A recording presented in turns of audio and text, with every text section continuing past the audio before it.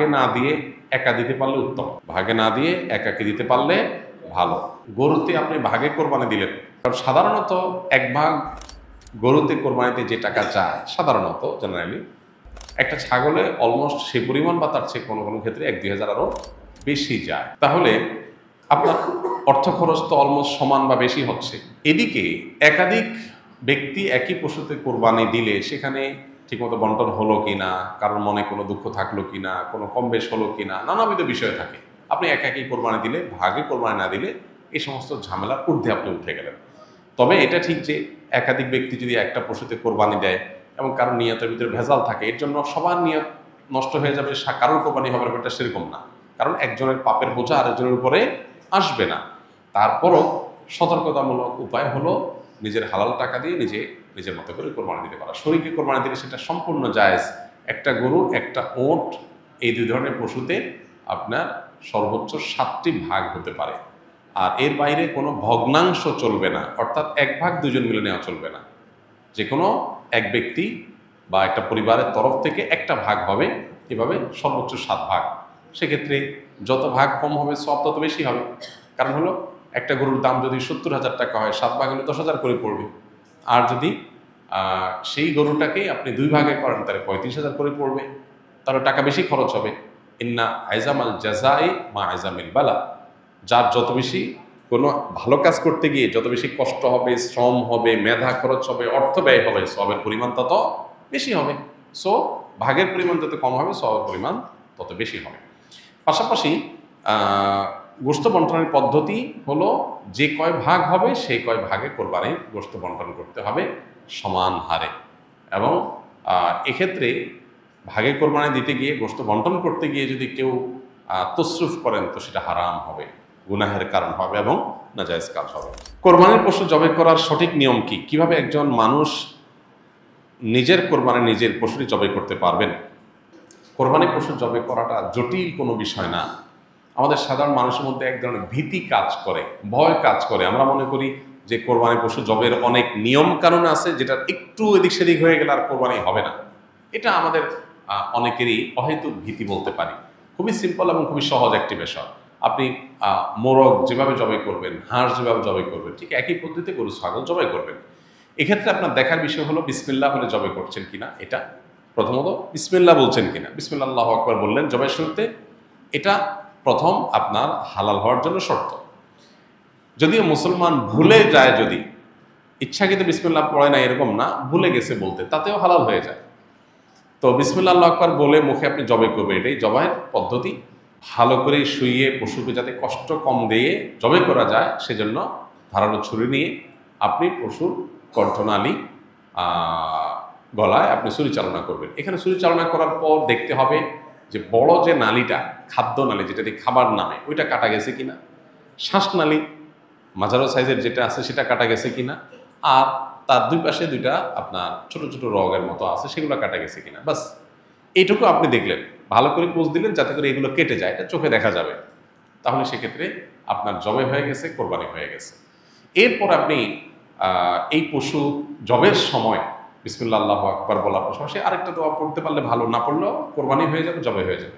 সেটা হলো আল্লাহুম্মা তাকাব্বালহু মিন্নি, আল্লাহ এই পশুকে আমার তরফ থেকে কবুল করেন, এবং আমার পাশাপাশি শরীক থাকলে আল্লাহ অমুক অমুক সহ সবাই পক্ষ থেকে, বা নাম না নিতে পারলে আল্লাহ এই পশু যারা যারা কোরবানিতে শরীক আছে সবার পক্ষ থেকে আপনি কবুল করেন, যেমন কবুল করেছেন মুহাম্মদ সাল্লাল্লাহু আলাইহি সাল্লাম থেকে ইব্রাহিম ইসলাম থেকে। বাস শেষ। এটা আপনি বললেন, বিসমিল্লাহ আকবার বলে ছুরি চালনা করলেন, রগগুলো কাটা গেল কিনা আপনি দেখলেন, কণ্ঠনালী শ্বাসনালী কাটা গেছে কিনা, দ্যাটস এনাফ, আপনার কোরবানি হয়ে গেছে। তাহলে এটা জটিল কোনো বিষয় না।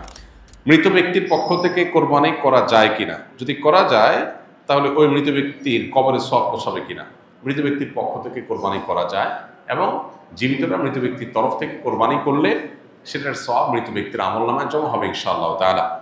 মৃত ব্যক্তির পক্ষ থেকে কোরবানি যে করা যায় এর বহু দলিল রয়েছে, বহু প্রমাণ রয়েছে। আলী রাদিয়াল্লাহু তাআলা আনহুর মধ্যে এটি তার আমল দ্বারা প্রমাণিত যে তিনি মৃত ব্যক্তির তরফ থেকে কোরবানি করেছেন, সাহাবীরা অনেকেই করেছেন। নবী করিম সাল্লাল্লাহু আলাইহি সাল্লাম তার তরফ থেকে করার পাশাপাশি ইব্রাহিম আলাইহিস সালাম এবং পরবর্তী উম্মার তরফ থেকে তিনি কোরবানি করেছেন। সো যিনি নাই, অনুপস্থিত বা মৃত, এই ব্যক্তির তরফ থেকে কোরবানি করা সর্বসম্মতিক্রমে ওলামার মতে জায়েজ।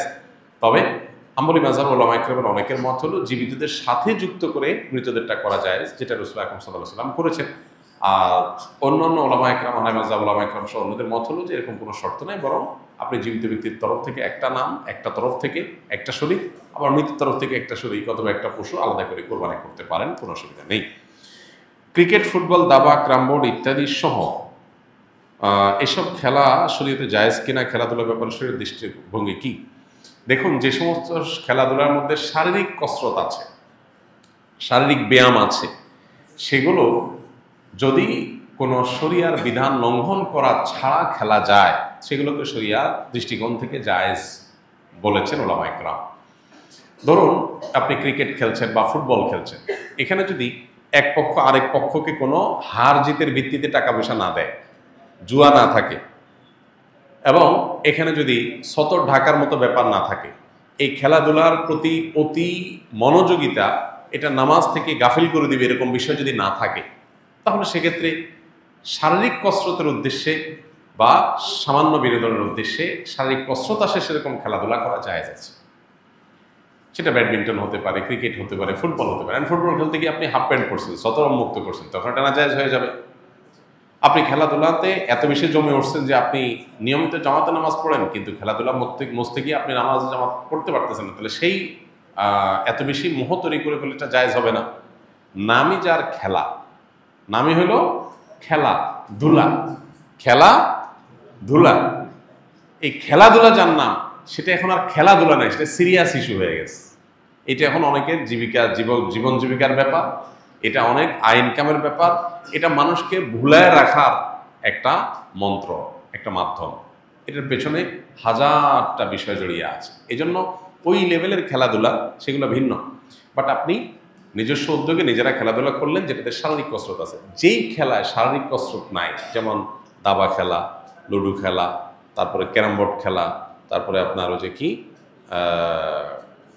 তাস খেলা, এই জাতীয় খেলাগুলোতে কোনো শারীরিক কোনো ফায়দা নাই, মানসিক কোনো ফায়দা নাই, এগুলো জায়েজ নাই শরীয়তে।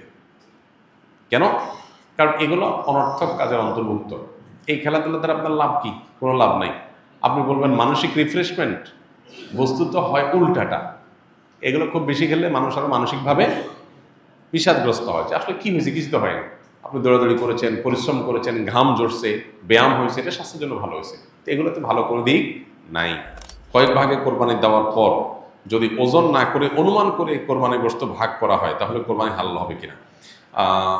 অনুমান করে ভাগ করলে সেটা জায়েজ হবে তখন যখন শেয়ার হোল্ডার যারা আছেন, যাদের ভাগ আছে, তাদের কারোর মনে যদি কোনো দুঃখ না থাকে, তারা নিজেরা যদি সম্মত হন। ধরা যাক যে দুই ভাই মিলে কোরবানি দিয়েছেন, তারা চিন্তা করতেছেন এত এক্সাক্ট মাপামাপি করা ঝামেলার ব্যাপার, অনুমান করে আমরা ভাগ করে ফেলি, আমাদের কোনো দুঃখ নাই, একটু কম হোক বেশি হোক আমরা ভাই ভাই, কোনো অসুবিধা নেই।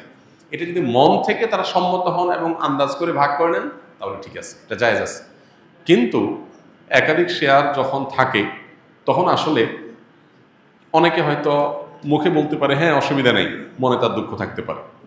এই জন্য সেফ এবং নিরাপদ হলো যথাযথভাবে সেটা পাল্লায় ওজন করে হোক আর কোনো গামলায় মেপে হোক, সমান সমান করে দেওয়া, এটা হলো সবচাইতে সেফ। যদি শেয়ার যারা আছেন তাদের কারণে দুঃখ নাই, এটা নিশ্চিত, তাহলে সেক্ষেত্রে আন্দাজ করে করলে অসুবিধা নেই।